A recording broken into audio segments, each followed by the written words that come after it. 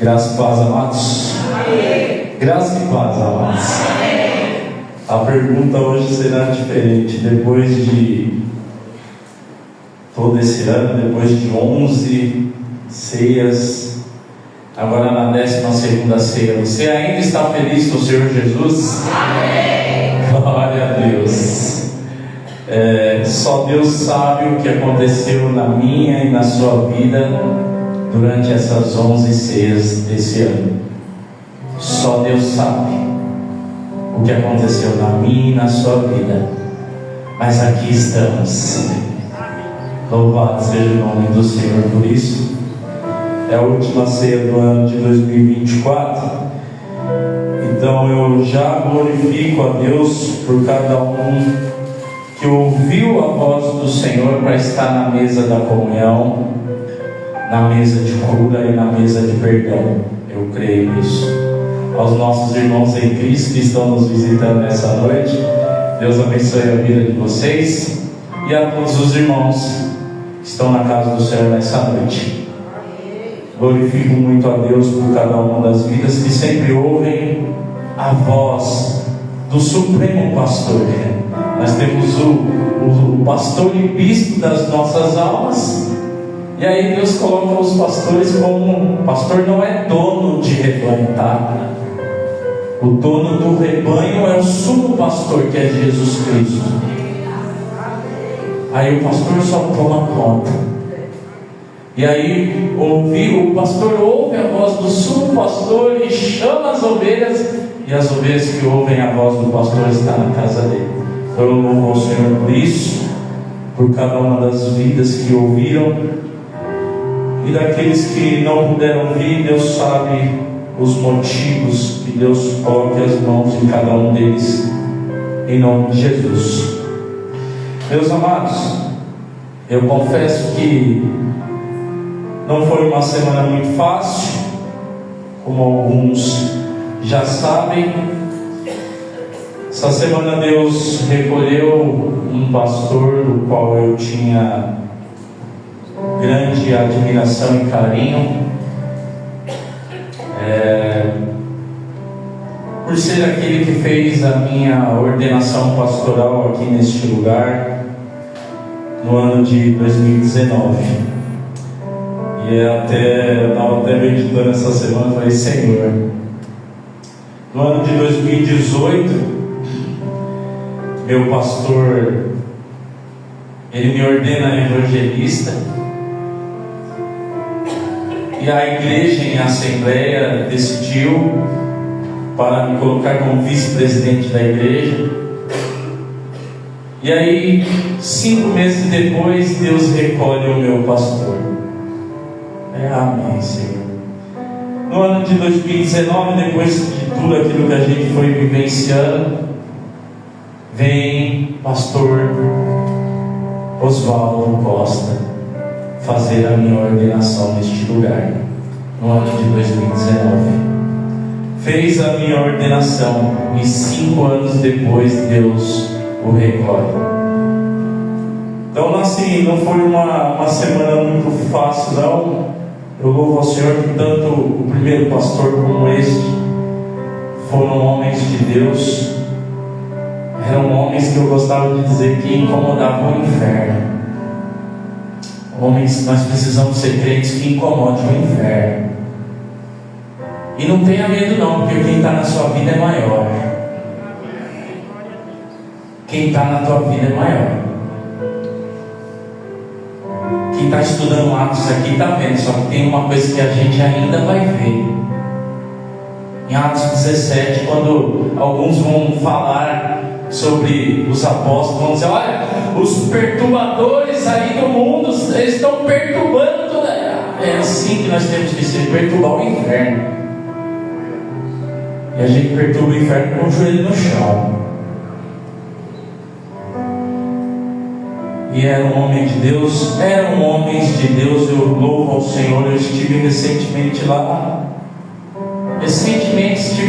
Ele me convidou, vem pregar aqui, fui lá. E antes da pregação subi lá na sala dele e ficamos conversando. E ele passando ali os conselhos, devido à experiência que tinha, passando os conselhos, nós sentados ali. E aí Deus decidiu recolher. Assim, as notícias vão chegando depois. Então, parece que houve uma ferida nas pernas, e da ferida nas pernas afetou o pulmão, e o pulmão acabou gerando situações ali cardíacas, teve parada cardíacas e não sobreviveu.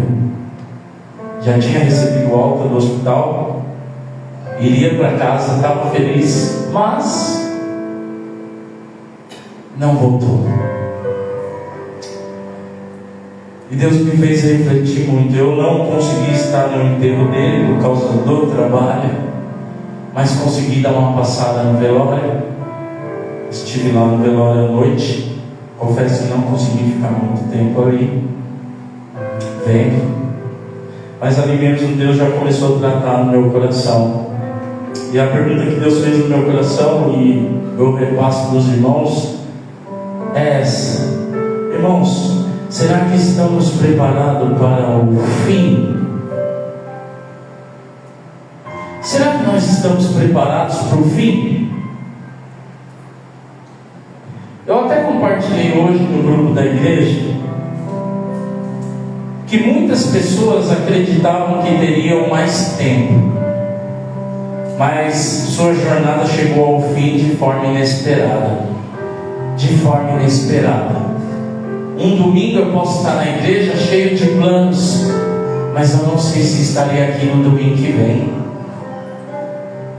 Eu não sei se eu estarei aqui na próxima quarta-feira de oração. Não sei, porque minha vida está na mão do Pai. A sua vida está na mão dele. A gente faz planos, mas a palavra final vem dele. Então muitas pessoas chegou ao fim de forma inesperada. Se algumas delas adiaram a sua preparação para a eternidade com Deus, perderam a chance e enfrentarão consequências irreversíveis. Então quem não se prepara antes, depois não tem como reverter, não tem como mudar a história. O que temos que fazer na preparação é agora. Depois não tem como mais. Será que estamos preparados para o fim? E o fim, ele pode vir de duas formas. O fim, ele pode vir de duas formas. Ou seja, o fim da nossa jornada aqui nessa terra, ou o fim de todas as coisas, com a volta do nosso Senhor Jesus Cristo. O fim pode acontecer de duas formas, mas a pergunta é a mesma: estamos preparados? Você está preparado, meu irmão e minha irmã? Você está se preparando? Então nessa semana Deus colocou uma palavra no meu coração, e eu queria compartilhar com os irmãos. É até uma palavra que nós refletíamos lá em casa, no nosso culto doméstico. Se é que, não sei se eu posso dizer isso, mas se a pandemia trouxe algo bom, ela trouxe algo como um povo que começou a cultuar dentro da sua própria casa, porque as igrejas estavam fechadas. Começou a cultuar dentro das suas próprias casas. Aí alguns estão batalhando para manter isso, e nós estamos batalhando para manter isso lá em casa. Eu, minha esposa, meus dois filhos, estamos lá batalhando. Não é fácil, mas estamos lá. Já fico alerta aqui: se na pandemia você fez culto lá na sua casa com a sua família, volte. É porque a pandemia acabou, não, volte a fazer. Já está o alerta, volte a fazer. Aí estávamos sexta-feira lá passada, e Deus colocou essa palavra para a gente refletir lá. Aí entramos nessa semana com a perca do pastor, e o Senhor falou no meu coração: é essa. E o título da mensagem é esse: preparando os verdadeiros crentes para o fim. Preparando os verdadeiros crentes para o fim. Porque o Senhor mostrou na palavra, olha, você viu como ele estava preocupado em preparar os verdadeiros crentes para o fim? Amém, Senhor. Peço aos irmãos a abrirem por gentileza. Segunda Epístola de Pedro, capítulo 3.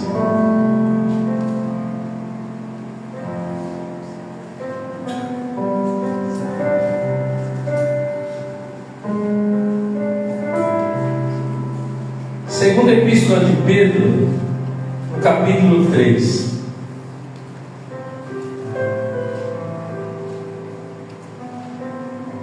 A minha tradução está na NAA. Se os irmãos perceberem que está muito diferente da Bíblia dos irmãos, podem acompanhar no Data Show. Mas eu trouxe a NAA para a gente entender melhor. Segunda Epístola de Pedro, capítulo 3. Todos acharam? Quem não achou diz: estarei me preparando no próximo domingo na EBD. Olha, está todo mundo preparado, olha que benção.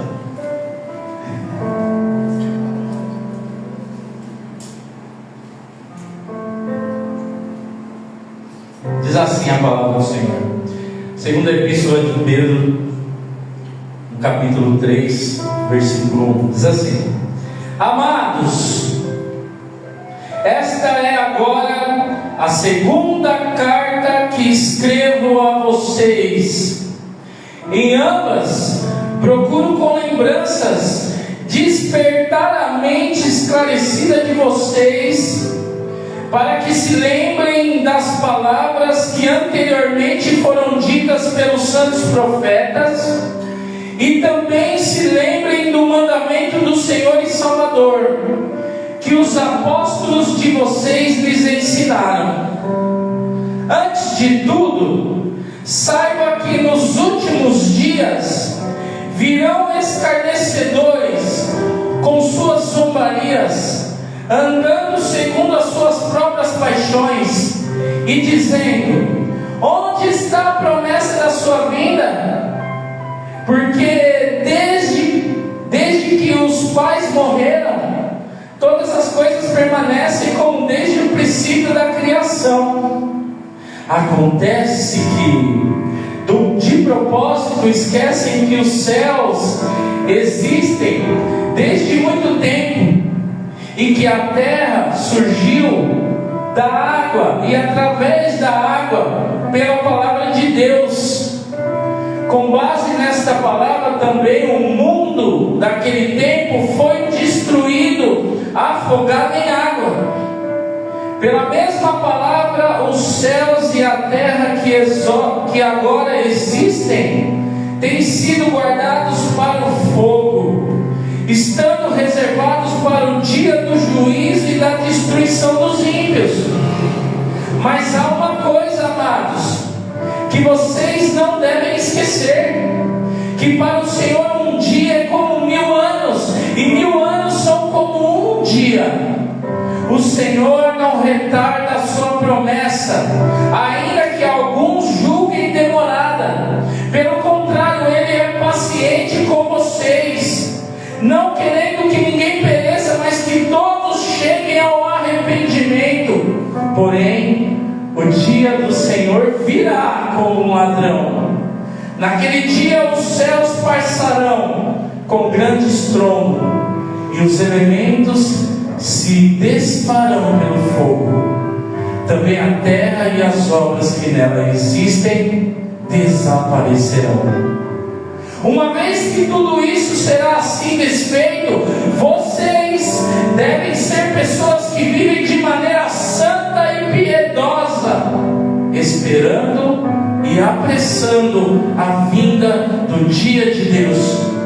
Por causa desse dia, os céus incendiados serão desfeitos, e os elementos se derreterão pelo calor. Nós, porém, segundo a promessa de Deus, esperamos novos céus e nova terra, nos quais habita a justiça. Por essa razão, amados, esperando essas coisas, esforcem-se para que Deus os encontre sem mácula, sem culpa e em paz. E considerem a longanimidade do nosso Senhor como oportunidade de salvação, como também o nosso amado irmão Paulo escreveu a vocês, segundo a sabedoria que lhe foi dada, ao falar a respeito desses assuntos, como de fato costuma fazer em todas as suas cartas. Nelas há certas coisas difíceis de entender, que aqueles que não têm instrução e são instáveis deturparão, como também deturparão as demais escrituras, para a própria destruição deles. Portanto, vocês, meus amados, visto que já sabem disso, tenham cuidado para que não sejam arrastados pelo erro desses insubordinados e caiam da posição segura em que se encontram. Pelo contrário, cresçam na graça e no conhecimento de nosso Senhor e Salvador Jesus Cristo. A Ele seja a glória, tanto agora como no dia eterno. Feche seus olhos, oremos ao Senhor. Pai querido e amado, em nome do Senhor Jesus Cristo, Pai, ainda existe um povo com sede desta palavra. Então, Pai, em nome de Jesus, fale através dela. Ela é suficiente, Pai. Ela não precisa ser enfeitada, ela não precisa de nada, ela não precisa da intelectualidade do homem, não precisa, ela é suficiente. Então, Espírito Santo, pega a tua palavra, exorta, corrige, ensina, cura, liberta. Faz, Espírito Santo, por intermédio da tua palavra, em nome de Jesus. Amém, graças a Deus. Meus amados, primeira coisa que me fez refletir nessa palavra, eu estava até, eu me recordo, eu estava em algum lugar e me veio isso na mente assim, eu falei, meu Deus do céu. Eu não me recordo agora onde eu estava, porque os irmãos sabem que eu ando demais, ando para lá, ando para casa, desço do ônibus do serviço, entro no mercado, entro para tudo que é lá. E eu não sei onde eu estava, não sei se eu estava no trabalho, mas a primeira coisa que Deus falou ao meu coração ao refletir sobre essa palavra foi: se nós desistíssemos, ou seja, se Jesus Cristo desistisse de nós, de mim, de você, com a mesma facilidade que nós desistimos das pessoas, nem eu e nem você estaria aqui nessa noite. Se Jesus Cristo desistisse de nós, de cada um de nós que aqui estamos, se Ele desistisse de nós com a mesma facilidade que nós desistimos das pessoas, nós não estaríamos aqui nessa noite. Mas por que você está dizendo isso, pastor? Sabe que essas palavras que nós acabamos de ler aqui foram escritas por Pedro. O Pedrão que nós gostamos de falar, né? O Pedro, aquele homem duro, aquele homem sisudo, aquele homem que falava e agia sem pensar e depois ia ver as consequências. Aquele homem que disse que Jesus era o Cristo, o Filho do Deus vivo, mas logo depois falou assim: não, Senhor, o Senhor não precisa morrer lá naquela cruz, não precisa ser crucificado nem nada. Esse homem, aquele homem que chegou a dizer assim: Senhor, eu estou pronto para morrer contigo. Não, eu não te abandono não. E depois negar Jesus. Esse homem. Só que Jesus não desistiu de Pedro. Ele foi moldado, ele foi tratado, e agora ele se torna bênção para outras pessoas. Ele se torna bênção na vida de outros crentes. Quem são esses crentes? Está lá na primeira epístola. Crentes da diáspora ou da dispersão, que estavam nas regiões, quem está estudando aqui em Atos está vendo as regiões ali: Ponto, Capadócia, Galácia, Ásia, Bitínia. São esses crentes das cidades dessas regiões, esses crentes lá. Agora Pedro está sendo uma bênção para essas vidas, porque Jesus Cristo tinha todos os motivos para desistir de Pedro e não desistiu, como Jesus Cristo tinha todos os motivos para desistir da minha vida e da sua e não desistiu. E nós estamos aqui nessa noite, então a gente pode ser bênção para outras vidas. A gente pode. E Pedro agora está sendo bênção para outras pessoas. Está sendo bênção, escrevendo suas epístolas para eles. E o interessante é que ele começa essa segunda epístola, ele dizendo assim: Simão Pedro, servo e apóstolo de Jesus Cristo. Isso me chamou a atenção. Simão Pedro, capítulo 1, versículo 1 da segunda epístola. Simão Pedro, servo e apóstolo de Jesus Cristo. Servo, significando que é a sua humildade. Ele estava do lado de Cristo. Ele viu tudo acontecer. Ele viu as coisas, ele estava junto. Ele viu aqueles milagres. Ele acompanhou. Mas mesmo assim lá na frente ele se considerava um servo. Servo, humildade. Só que ele também disse: eu sou servo, mas eu também sou apóstolo. E esse apostolado dele representava o quê? A autoridade de alguém que foi enviado por Cristo. Então você entenda, humildade a gente vai cultivando ela no nosso coração. Humildade faz parte do nosso caráter. Humildade, mas a autoridade é dada por Deus. A autoridade é dada por Deus. Você não ora por autoridade, é Ele que dá. Você não busca autoridade nos lugares, não é Ele que dá. Por que eu estou dizendo isso? Por que, pastor, você está dizendo isso? Porque eu já disse aqui uma vez: uma coisa é você falar, pregar, tocar, dançar, falar de Jesus com autoridade. Outra coisa é você falar com autoritarismo. Autoritarismo não traz resultado, autoridade sim. O autoritarismo é você impor sobre a pessoa e querer que ela faça do seu jeito. Agora, com autoridade, você fala das Escrituras e deixa Deus agir e trabalhar. Mas você fala com a autoridade da palavra de Deus. A autoridade que Jesus dá. Não foi assim com Cristo Jesus? Jesus estava lá falando, ensinando, e as pessoas: poxa, de onde ele tira tanta autoridade? Com que autoridade que ele fala isso e ensina?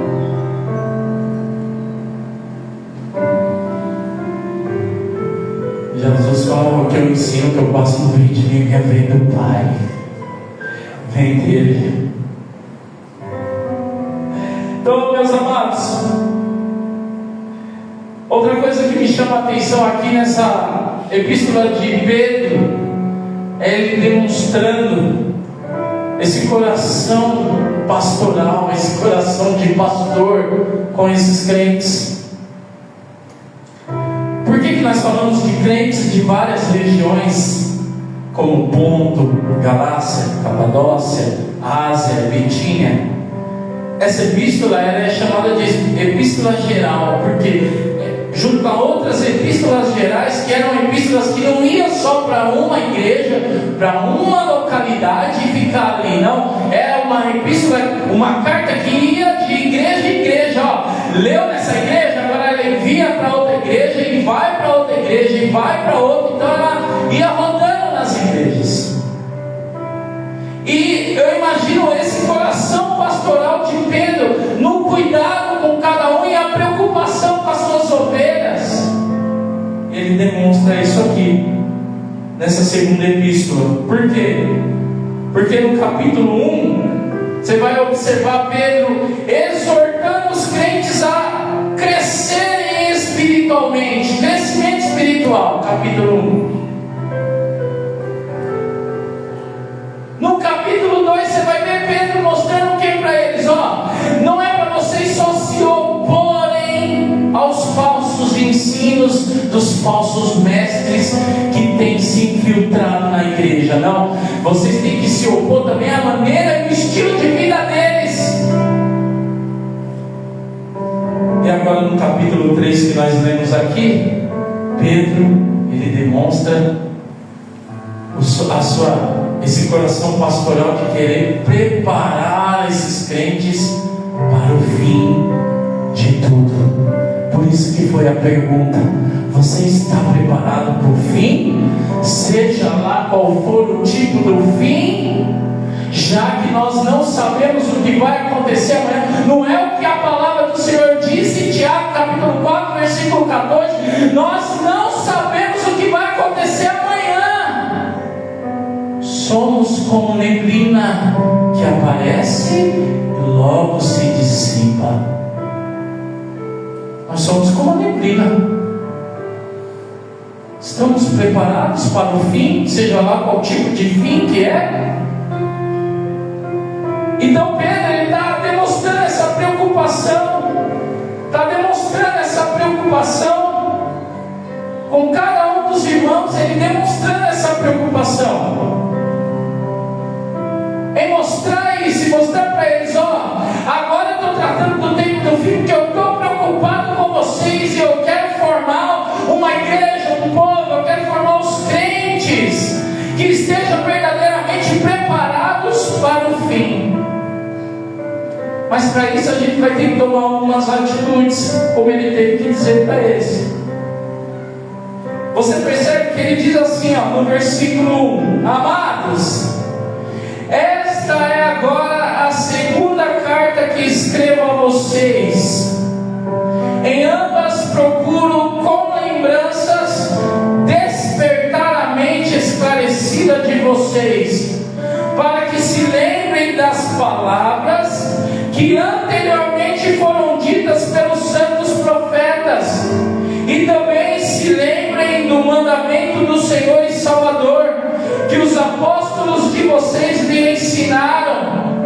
Antes de tudo, saibam que nos últimos dias virão escarnecedores, com suas zombarias, andando segundo as próprias paixões e dizendo: onde está a promessa da sua vinda? Porque desde que os pais morreram, todas as coisas permanecem como desde o princípio da criação. Ele está dizendo: olha, vai chegar um tempo que vai se levantar os zombadores, e muito provavelmente ele também está fazendo esse link com o capítulo 2, onde ele fala dos falsos mestres que se infiltraram dentro da igreja, e muitos desses como zombadores, provocando a fé dos crentes. Que fé é essa que você tem? Você está dizendo que Jesus vai voltar? Está tudo do mesmo jeito, está tudo da mesma, tudo desde o início está a mesma coisa, e nós somos tentados a pensar assim. Mas Jesus, desde quando eu vim para o Senhor, desde que eu me conheço como cristão, eu escuto falar da volta de Cristo, está tudo do mesmo jeito. Então qual foi a atitude de Pedro? Opa, peraí, então eu vou lembrar vocês da palavra, eu quero despertar a mente de vocês com a palavra que foi dita lá pelos profetas, a palavra que foi repassada pelos apóstolos e foi ensinada para vocês. Então o Senhor falou no meu coração: está vendo? Você quer preparar os crentes verdadeiros, você quer ser um crente preparado para o tempo do fim? Sabe o que você tem que fazer? Começar a trazer à memória aquilo que te dá esperança, em detrimento daquilo que você está ouvindo, o que você está ouvindo lá fora. Porque muitas vezes aquilo que você está ouvindo lá fora está ganhando mais força e mais peso no seu coração e na sua mente do que a palavra de Deus. O que você está ouvindo lá fora? O que você está ouvindo lá fora? O que você está ouvindo no meio da sua família? O que você está ouvindo no ambiente do seu trabalho acerca da tua fé? O que você está ouvindo? O que você ouve? Mas o que vai ganhar mais peso no seu coração? O que você está ouvindo ou a palavra de Deus? Ah, pastor, eu ouvi. A gente sabe, o ambiente de trabalho é um trabalho de produção, assim como é. Eu falei, eu não lembro se já falei isso daqui. O ambiente de trabalho é assim. São ciclos de conversas, né? Conversa disso, conversa de futebol, conversa disso aqui, conversa de dinheiro, e eles gostam de falar de dinheiro, pelo amor de Deus. Conversa de dinheiro, e conversa de carro, e conversa disso, até chegar na conversa de religião. Pronto, chegou na conversa de religião, só fica ouvindo. Eu, como falo pouco, fico só ouvindo. E quando chega a conversa de religião, é os crentes, é os pastores ladrões, e é isso, e é aquilo. Será? Tudo isso é mentira. E aí? Aí você sai do seu ambiente de trabalho, de família, você sai com aquela palavra no seu coração e você fala: opa, peraí, eu ouvi isso daqui. E para a honra e glória do Senhor Jesus Cristo, nós temos a audição para poder ouvir. Louvado seja o Senhor, porque tem muita gente que é surda e não pode ouvir, e queria ouvir e não pode. Ouvimos. Só que o que nós fazemos com aquilo que a gente ouve? As nossas reações com aquilo que a gente ouve, as nossas reações. Então, olha a preocupação do apóstolo Pedro.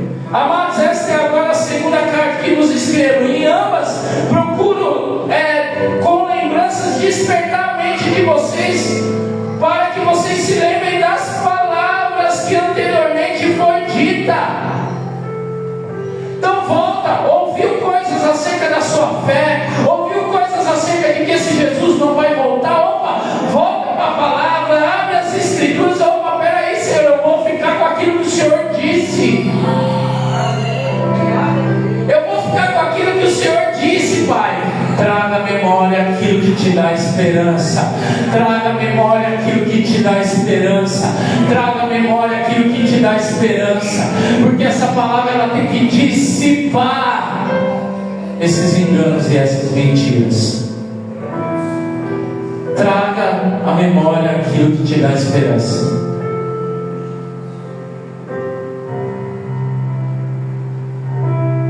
E para reforçar o argumento, Pedro ele vai falando: antes de tudo, saibam que nos últimos dias virão escarnecedores que, com suas zombarias, andando segundo as próprias paixões e dizendo: onde está a promessa da sua vinda? Porque desde os que os pais morreram, todas as coisas permanecem como desde o princípio da criação.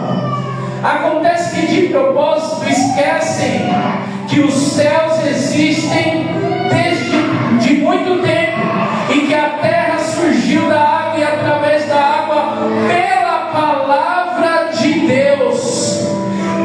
Pedro ele está fazendo esse argumento para eles: olha, está vendo? Ao invés de vocês ficarem com essas palavras de zombaria, fica com essa palavra, porque tudo aquilo que você está vendo foi criado por essa palavra.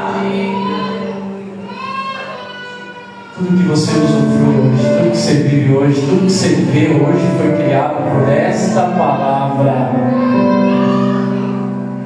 Sim, matéria pré-existente. Deus disse: acha e ouve. Deus disse: acha e tudo surgiu. Eu ouvi um debate, não sei se foi essa semana passada, de dois aí que era: o Big Bang, será que o Big Bang foi Deus? Eu não sei. E você escutar esses debates desses filósofos, você fica maluco. Acadêmicos e filósofos. Mas o debate estava em torno do Big Bang. E aí, será que o Big Bang é de Deus? Então um defendia: não, o Big Bang é de Deus. O outro diz: lógico que não, antes do Big Bang Deus estava lá. E pela palavra tudo foi feito. O Senhor deu ordem e todas as coisas aconteceram. Foi por essa palavra. Então Pedro está reforçando o seu argumento, dizendo: ó, não fique com as palavras dos zombadores, mas fique com a palavra do Senhor, porque foi por ela que tudo foi criado, para dizer o quanto essa palavra tem poder. Então, se Deus liberou uma palavra escrita nessas escrituras para a sua vida, saiba que vai acontecer, porque essa palavra tem poder.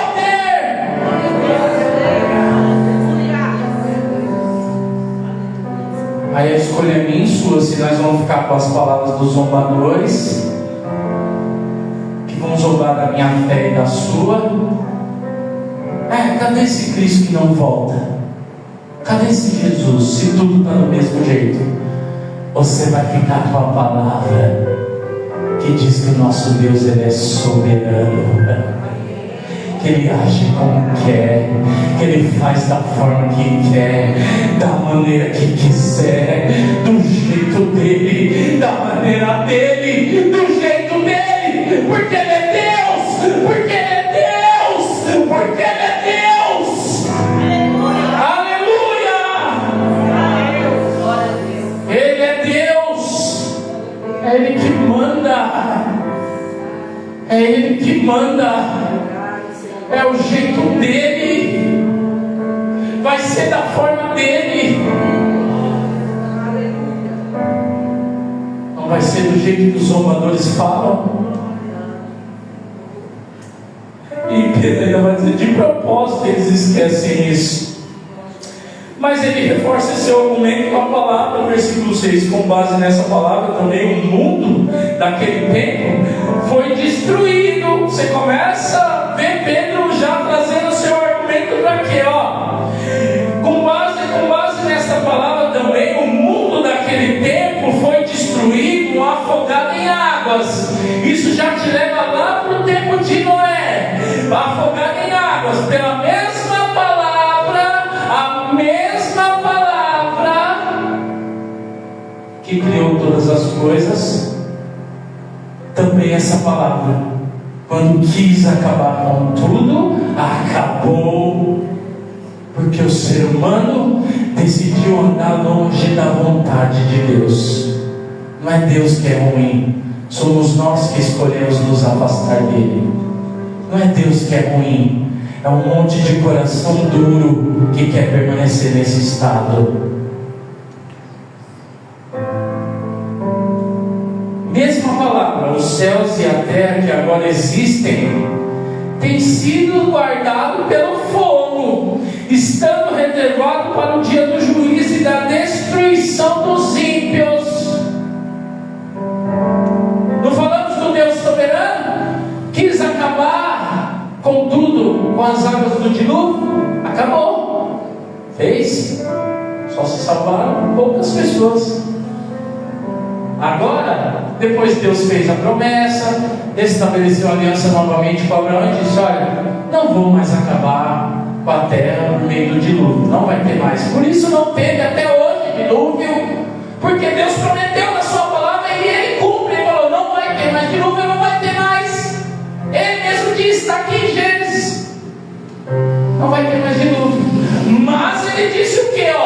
Ele disse aqui que tudo está sendo guardado para o fogo. Aí vai ter, aí os ímpios vão ser destruídos, os zombadores vão ser destruídos também. Quem está zombando da fé, quem não se arrepender e não sair dessa condição de vida e se arrepender e reconhecer Cristo Jesus como Senhor e Salvador de suas vidas e se dobrar diante de Cristo e não reconhecê-los, será destruído com tudo.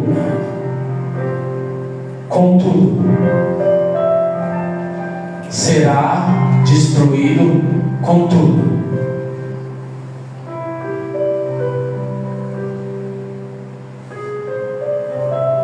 E para reforçar o argumento, ele continua falando da soberania de Deus, porque já que os zombadores estão falando, desde aquele tempo está tudo igual, desde aquele tempo as coisas acontecem da mesma forma.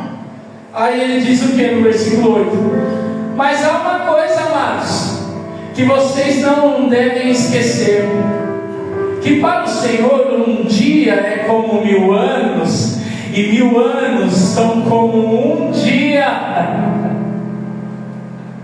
É só para mostrar o quê? A complexidade do tempo de Deus não pode tirar a convicção da minha vida e da sua vida de que esse Deus é fiel para fazer uma promessa e fazer com que essa promessa se cumpra no tempo e do jeito dele. Pedro, ele só faz praticamente uma repetição do salmista no Salmo 90, que ele diz assim: olha, 1000 anos para Deus é como um dia que passou, né? Como a vigília da noite. Se não me falha a memória, Salmo 90, versículo 4. 1000 anos para Deus é como o dia que passou, como a vigília da noite. E ele está trazendo isso daqui não para a gente fazer cálculo de 1000 dias, de um dia ser como 1000, de 1000 dias ser como um. Não é para ficar fazendo cálculo, é só para entender que o dono do tempo, ele sabe a maneira certa, do tempo certo de agir. A complexidade do tempo de Deus, que é difícil. Por que eu falei complexidade? Porque é difícil entender o tempo de Deus. Por isso que é difícil a gente explicar por que a gente ora 10, 20, 30 anos para uma pessoa ser salva e depois ela é salva. É o tempo de Deus. A irmã não disse aqui, na hora do louvor: eu creio que Deus vai salvar minha família. No tempo dele nós vamos continuar orando, porque maior é o que está em nós. E Deus, quando quer salvar, ninguém pode impedir. Satanás, você não pode impedir, não, Satanás. Não pode impedir. Se Deus quiser salvar essas vidas e trazer para a casa dele, não vai impedir, não vai impedir, não vai impedir, não vai impedir. Só que ele não tem por ele. Um dia para ele é como se fosse 1000 anos. 1000 anos é como se fosse um dia. E nós não aguentamos esperar 24 horas. O Senhor fez a promessa, nós queremos para ontem. O Senhor prometeu algo, nós queremos para ontem. Senhor, o Senhor me prometeu, e o Senhor tem que vir, chegar em mim e falar assim: olha, você está vendo que o meu tempo é diferente do seu? Você não está vendo? Você não está vendo que o meu tempo é diferente do seu? Falta o quê? Um dia para mim é como se fosse 1000 anos.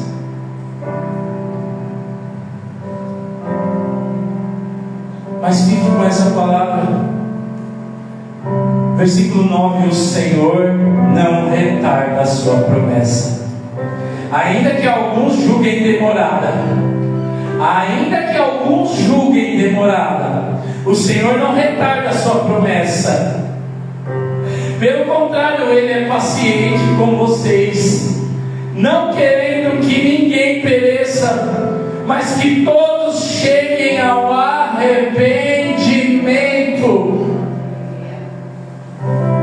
A gente não atravessa algumas situações da nossa vida que tem hora que a gente atravessa em cada luta que a gente fala assim: ah, Jesus, volta logo.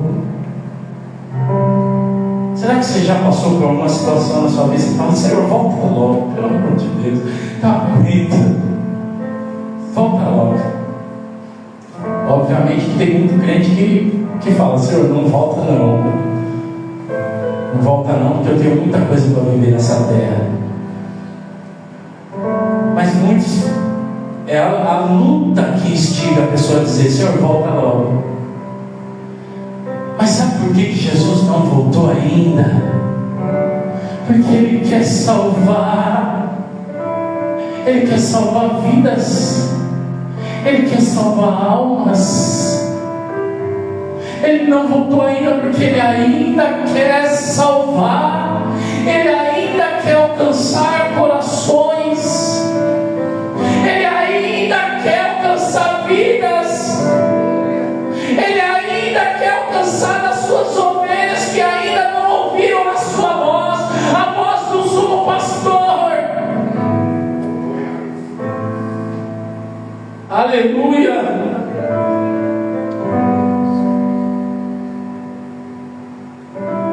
Ele é paciente. Quantas vezes você já disse assim, né? A paciência tem limite. A paciência tem limite, minha paciência tem limite, hein?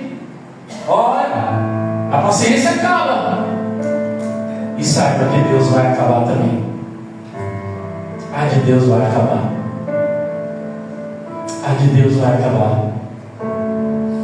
Por enquanto Ele está sendo paciente. Ele quer salvar vidas. E sabe o que Ele vai usar para salvar vidas? Você, eu e você. É a minha vida e a sua. Então a gente não pode se preocupar só com a nossa salvação. Ele quer usar a minha vida e a sua vida do jeitinho que você é, simples do jeito que você é, falando simples do jeito que você fala, pregando simples do jeito que você prega, tocando simples do jeito que você prega, porque o Evangelho é simples. O Evangelho é simples. É o que a gente tenta passar aqui nesse lugar, um Evangelho simples, porque Jesus fala da simplicidade do Evangelho. E Ele quer usar a minha vida e a sua. Não se esconda. De alguma forma, tente transmitir essa luz que agora habita em você. Jesus disse que você é sal e luz dessa terra. Você é luz dessa terra. Luz para quê? Para iluminar só na hora que está todas as luzes reunidas, como se fosse um pisca-pisca de Natal. Não! Você tem que ser luz, eu e você lá naquelas trevas, lá naquela escuridão lá. É naquela escuridão. Não é fácil, pastor, não é. Não é. Mas é lá que Ele quer que a gente seja luz. Alguma vida. Já pensou, pastor, lançar um desafio aqui? Em 2025 nós vamos ter um desafio de ganhar uma alma para Cristo. Se cada um aqui ganhar uma alma para Jesus, você imagina esses lugares cheios aqui. Eu estou orando, meu Deus, não está fácil. Mas é contra a probabilidade. Essa palavra de bênção de vitória aqui no capítulo 3, ela é contra a probabilidade. Você olha o cenário, você fala impossível. Mas você vai para a palavra e você fala, não, Senhor, é possível. Com a força do Senhor é possível. Não querendo que ninguém pereça, mas que chegue ao arrependimento. Versículo 10. Porém, o dia do Senhor virá como um ladrão. Naquele dia os céus passarão como um grande estrondo, e os elementos se desfarão pelo fogo. Também a terra e as obras que nela existem desaparecerão.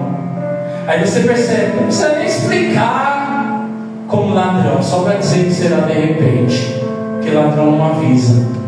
Eu lembro da tentativa de um assalto aqui, esperando o ônibus para ir trabalhar, estava ali normal. Oi, quantas motos passam para lá e para cá 5 horas da manhã aqui? E uma está vindo longe, de repente ele sobe em cima da calçada. Você não está esperando. Jesus virá dessa forma. Virá como ladrão. Está dizendo, só está dizendo que ele virá como ladrão só. Mas quem estiver preparado, os verdadeiros cristãos estarão preparados. Jesus, você pode voltar quando o Senhor quiser, Pai, porque eu estou preparado. A igreja está preparada. Por quê?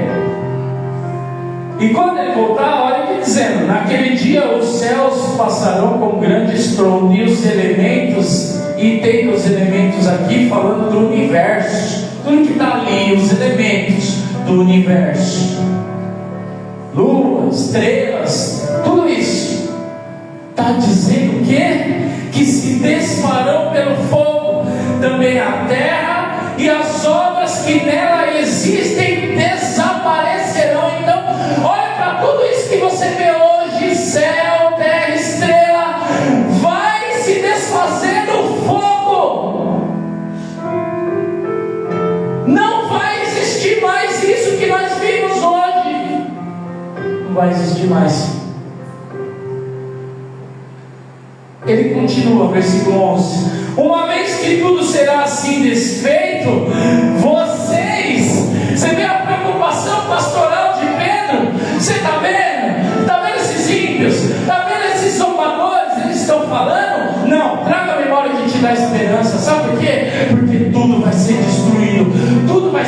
desfeito. E como vocês sabem que vai ser desfeito, aí ele começa agora a tratar com aqueles crentes. Agora você sabe como vocês têm que viver.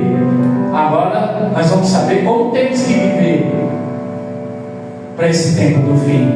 Sabe como? Ele diz, versículo 11: uma vez que tudo será assim desfeito, vocês devem ser pessoas que vivem de maneira santa e piedosa. Santa e piedosa. Ai do crente que não estiver entendendo o que é santidade de Deus. A palavra do Senhor é muito clara e diz: sem santidade ninguém verá o Senhor. Então, ou seja, tudo aquilo que mancha, tudo aquilo que for, que você sabe que entristece o Espírito Santo de Deus, sabendo que esse fim está chegando, tira da sua vida, tira para fora, faz como os reis fizeram lá no livro de Crônicas, na hora que está restaurando o culto ao Senhor, na hora que eles entram dentro do templo e vê todas aquelas impurezas, tira tudo para fora, antes de prestar um culto ao Senhor, de restabelecer o altar, tira a impureza e lança tudo para fora. Tira a impureza, lança tudo para fora. Santidade que poucos pregam hoje. A santificação, eu já disse isso aqui, a frase de Martinho Lutero muitas vezes. A conversão tira você do mundo, mas a santificação, ela tira o mundo de você.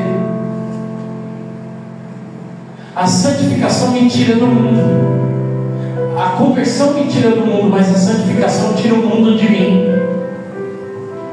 E o mundo mancha as vestes. Por isso que agora ele está tratando, ele está mostrando esse cuidado pastoral. Como tem que ser, pastor, minha vida nesse tempo do fim? Santa e piedosa, esperando e apressando a vinda do dia de Deus. Esperando, não só esperando, olha só, não só esperando, mas apressando a vinda do dia de Deus. Sabe o que significa esse apressando?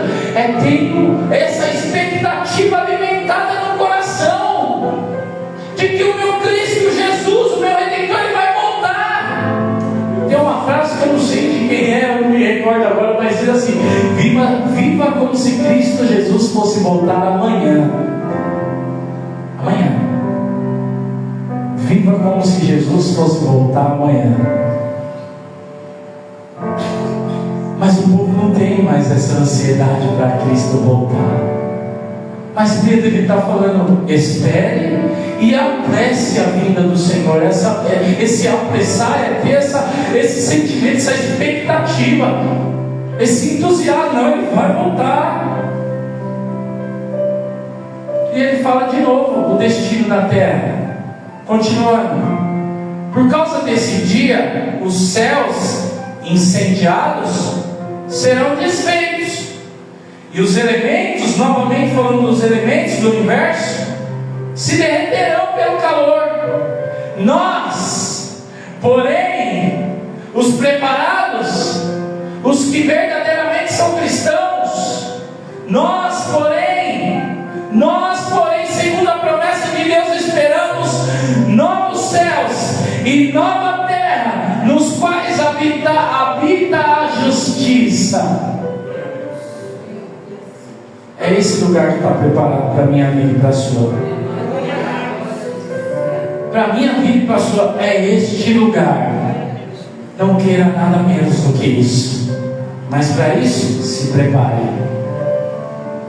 Esteja preparado. Esteja preparado. Versículo 14: por essa razão, amados, esperando essas coisas, esforcem-se. Quem estava aqui no estudo pela manhã não viu eu falando sobre esforço? Por isso que eu gosto da palavra esforço, de nós nos esforçarmos.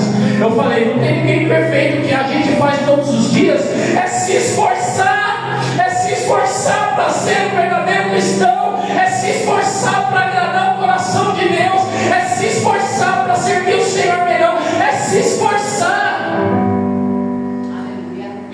está dizendo o que aqui? Esforcem-se para que Deus os encontre sem mácula, sem culpa e em paz. Sem mácula, sem culpa e em paz. Está falando de perfeição, não, mas é alguém que se esforça. Sem mácula, está falando não, sem mácula. Olha, Senhor, nas minhas vestes não tem mancha. Nas minhas vestes não tem mancha. É possível isso? É só você ver o final do livro de Malaquias. O Diácono mencionou o livro de Malaquias aqui. Ah, Deus, ele desce bronca no livro de Malaquias, tudo. Só que lá no livro de Malaquias ele fala de alguns que não mancharam as suas vestes. O que está manchando as suas vestes? Meu irmão, se arrependa, minha irmã, se arrependa. Não vai dizer que a palavra do Senhor não é pregada. Não vai dizer. Jesus ainda espera arrependimento. E o arrependimento de verdade é quando eu largo e não faço mais. O remorso, eu fico triste, mas eu volto a fazer de novo aquilo lá. O arrependimento, eu fico triste, mas eu não volto a fazer mais. Viva do jeito que Deus quer, e você vai ver os caminhos sendo aplanados, as portas se abrindo. As portas se abrindo. Muita coisa não está abrindo, as portas não estão se abrindo, está difícil, está o peso, porque não existe santidade, não existe santificação. O pecado está fazendo parte da vida como se fosse algo natural, e não é. O pecado tem que ser expulso da vida do verdadeiro cristão. Tem que ser expulso,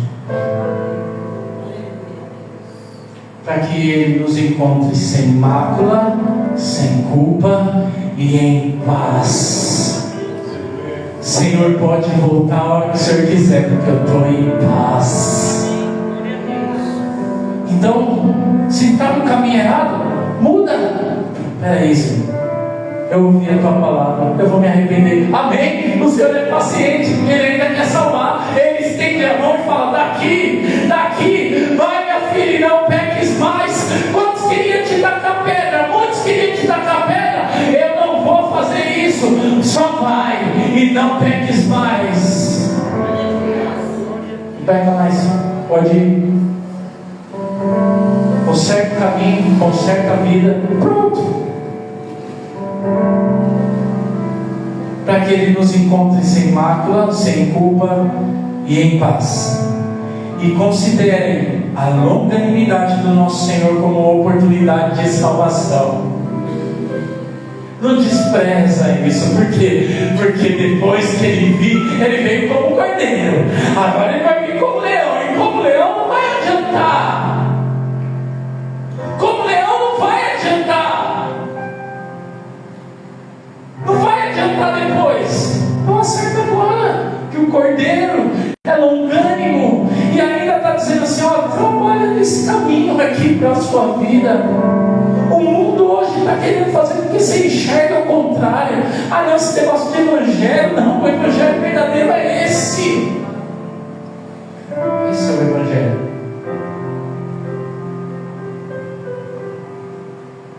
Como também, versículo 15, como também o nosso amado irmão Paulo escreveu. E o apóstolo Pedro vai fazer referência às cartas de Paulo, porque Paulo muito provavelmente escreveu também para a região da Ásia Menor, para aqueles crentes ali. E o próprio Pedro está falando que as cartas do apóstolo Paulo também são difíceis de entender. E muitas vezes a gente se acha os doutorados aí nas cartas de Paulo. Até Pedro achava difícil. Até Pedro. E ele está dizendo assim, ó, e considerem, né, o versículo 16, versículo 15 ainda no finalzinho, como também o nosso irmão, nosso amado irmão Paulo, escreveu a vocês segundo a sabedoria que lhe foi dada, ao falar a respeito destes assuntos, como de fato costuma fazer em todas as suas cartas. Nelas há certas coisas difíceis de entender, que aqueles que não têm instrução e são instáveis deturparão, como também deturparão as demais escrituras, para a própria destruição deles. Portanto, vocês, amados, visto que já sabem disso, tenham cuidado para que não sejam arrastados pelo erro desses insubordinados e caiam da posição segura em que se encontram. Muitos usam esse versículo para falar do cair na graça. Caiu da graça, perdeu a salvação. Eu não estou falando de perca de salvação aqui, não quero entrar, isso é um assunto para a gente tratar na EBD. Mas a Bíblia está sendo muito clara. Tem muita gente dentro das igrejas, mas não é verdadeiramente cristão. E esses são enredados, levados por toda a onda de doutrina, todo vento de doutrina, são levados. Esses vai ser destruído com toda a terra. Toda a terra vai ser destruído com eles.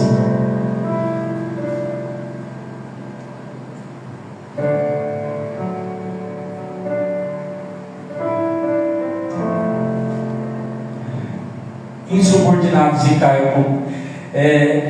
caiam da posição segura em que se encontram. Aí ele diz: pelo contrário, cresçam na graça e no conhecimento de Deus.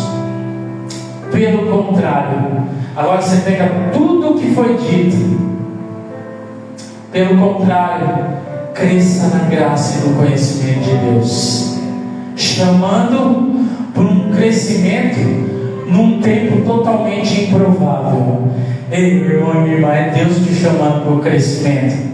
Você acha que o pastor fica convidando lá à toa para você vir na RBD? É Deus te chamando para o crescimento, para você crescer na graça e no conhecimento,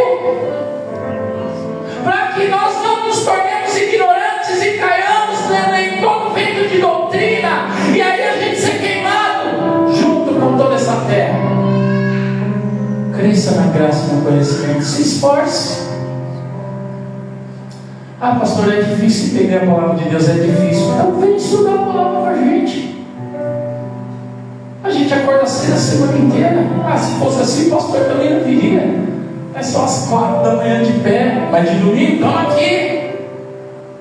Porque antes, domingo de manhã, onde eu estava? Jogando meu futebol, jogando os campeonatos, e agora para Cristo eu vou fazer menos.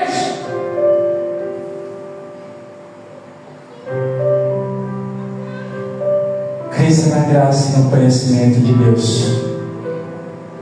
Ao coração pastoral mostrando para a igreja, Pedro mostrando para todos aqueles crentes: o cenário pode ser difícil, o cenário pode ser complicado, mas você ainda pode ser um crente preparado para o fim, seja lá qual for o tipo do fim. Será que você está preparado? Será que você está preparada? Que os irmãos se coloquem de pé.